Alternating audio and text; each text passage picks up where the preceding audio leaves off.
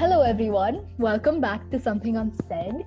My name is Advita and today I'm here with Kaavya. Hi.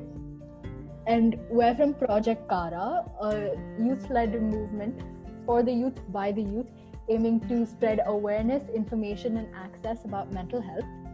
And today, what are we talking about, Kaavya? So today, we're going to be talking about something very special, something very close to my heart. Standardized testing. And, exams in general, because we all know what happened with the SATs for some kids, and it was brought forward, it was cancelled. There's a lot happening to our exams. So we thought, why not? Let's talk about exams. So Advita, we both took the board exams in March. We did. How many exams did you take in total? I had like 9 subjects. Yes. And then like at least 2 papers for each, like minimum of 2.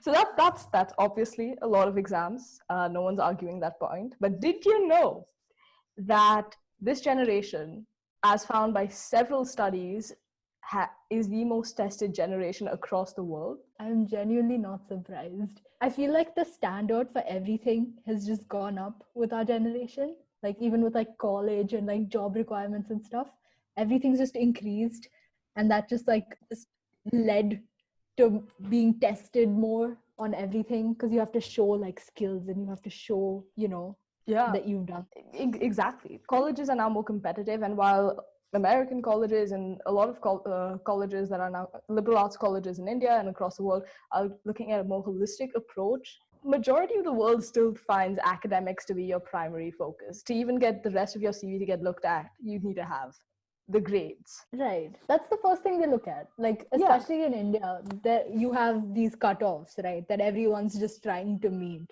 Yeah. And like, if you look at the cutoffs for so many of these schools, it's like 98%, 99%. And you're like, how is that the like minimum? It's insane. And like you said earlier, a lot of schools are trying to take a more holistic approach, but I feel like that just makes it even more stressful, because while they are taking a holistic approach, you have to show proof for all the other things you've done a lot of the time, which comes from tests. And also with schools that do try to like encourage sports and extracurriculars, they still have a central focus on academics because of the board. The idea of having the central standard board, and everyone has to take this standardized test at the end. So every school needs to reach certain levels where every kid does a certain way. And it distracts from the entire idea of what a holistic approach is supposed to be.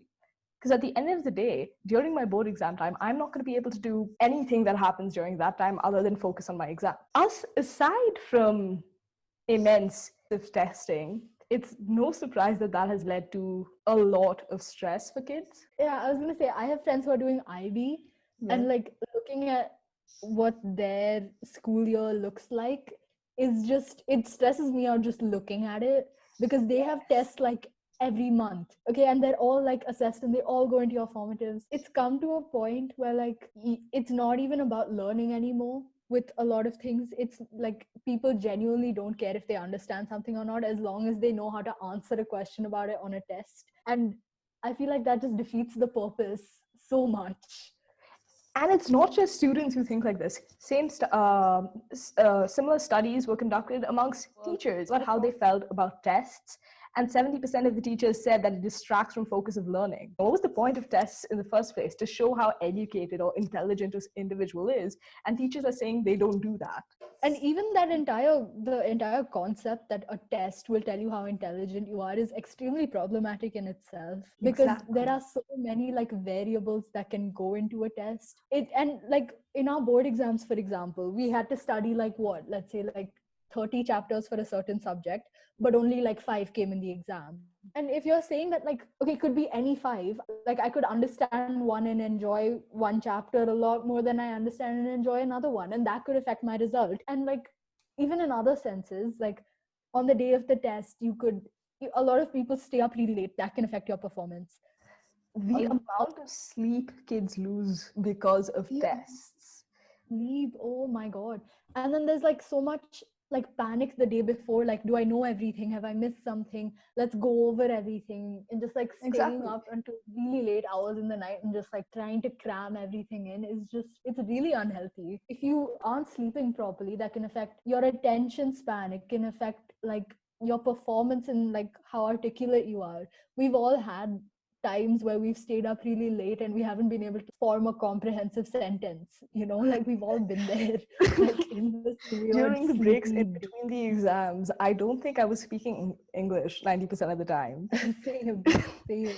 And like with the way it was for us, our exams were like every day, right? We didn't get like Yeah. days breaks. And it Like wasn't one exam a day, it was like 3 exams a day. three. And Yeah. that's exhausting.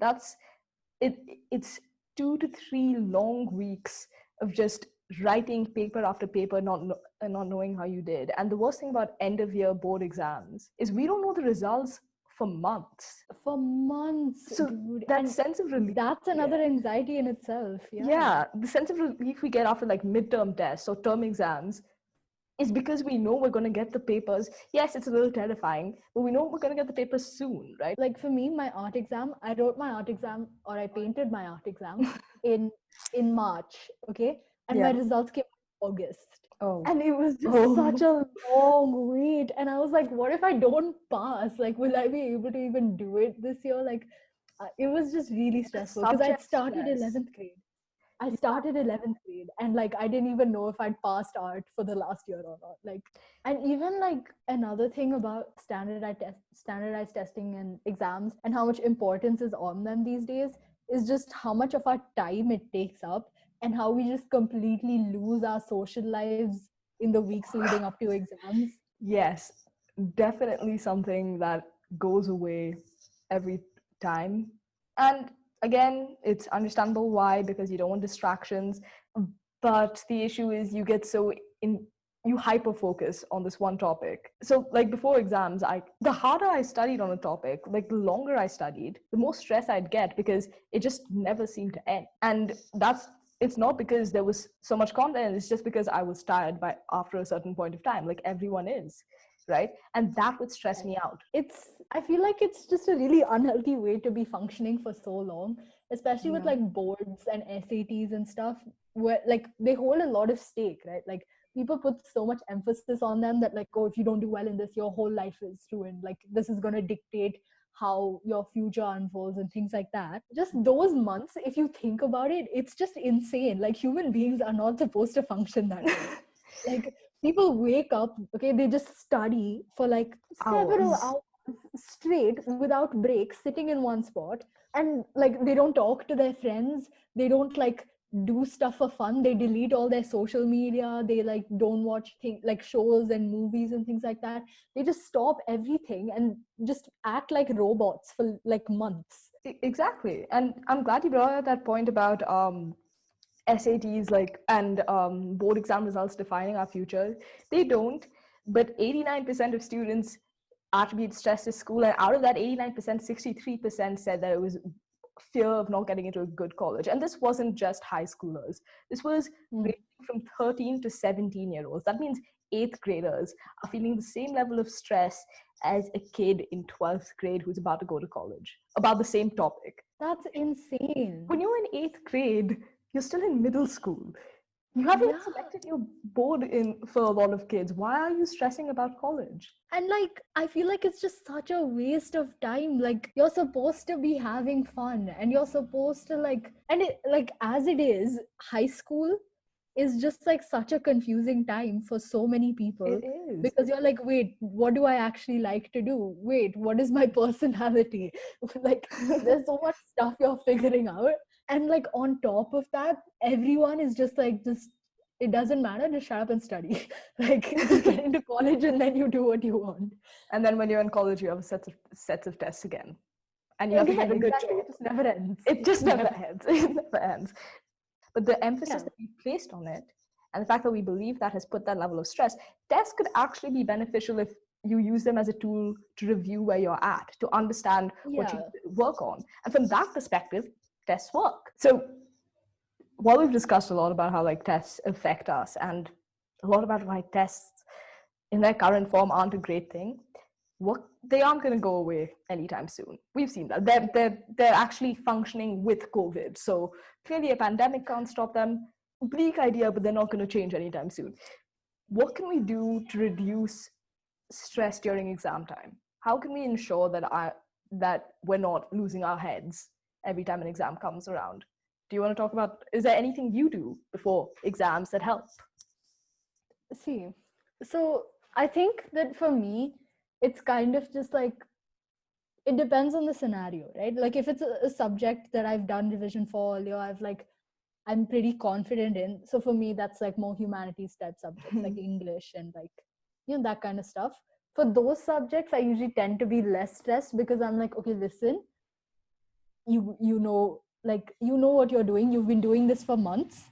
Just like breathe. And like I also find it really important to take breaks. Yeah. Taking breaks, I think, is really important. Like, and I like, I'm not one of those people that like stops doing everything when my exams happen. Like, yeah. I still watch like Netflix, and I still talk to my friends, but I just like kind of try to manage how much time I'm spending to do that. So like I'll say that, okay, I'll study this much, and then I'll watch one episode of this show, and then I'll go back to studying. So I feel like taking breaks is just really important to make sure that you're not building up on stress, and you're kind of just like taking moments to let go of some of it. Yeah, very true, very true. It's actually very similar to what I do. I also, my parents actually made sure that my books were out of my hand by 10:30. I was not allowed to touch anything academic after 10:30, and I had to watch one ridiculously stupid show and then go to sleep. Like that was the routine I was in. I was healthy. It was good. I was sleeping. And that helps with like stress during exam days. And also, I'll be honest, I was kind of freaking out a month ago about my results and my grades because I was terrified. And I actually spoke to my teachers about it. And one thing one of my teachers said is what I did in school, and I actually failed the subject I am now teaching, and then now I have a master's degree in it.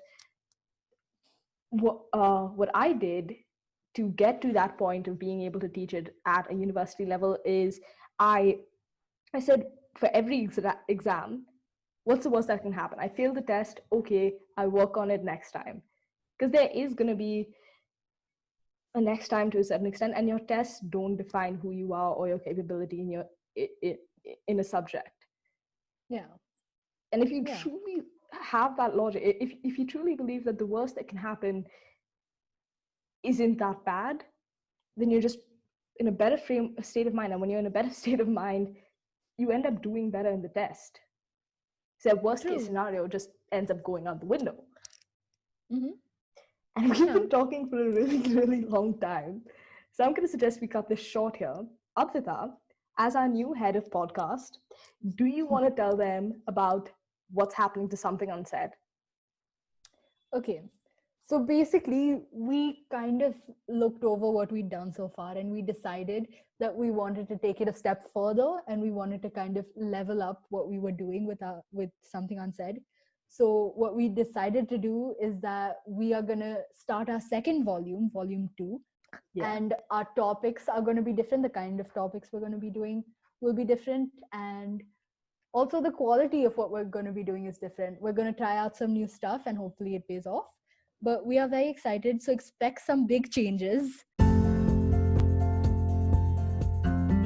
coming to this podcast. Yeah. Yeah, I can't speak. But yes, thank you so much for listening. Remember to like, subscribe, and leave a comment below on what topics you'd like to see, or what you thought of this topic, or how exams are going for you. What's the current state? How do you feel about them? And we'll see you with volume 2. Thank you for listening. Thank you.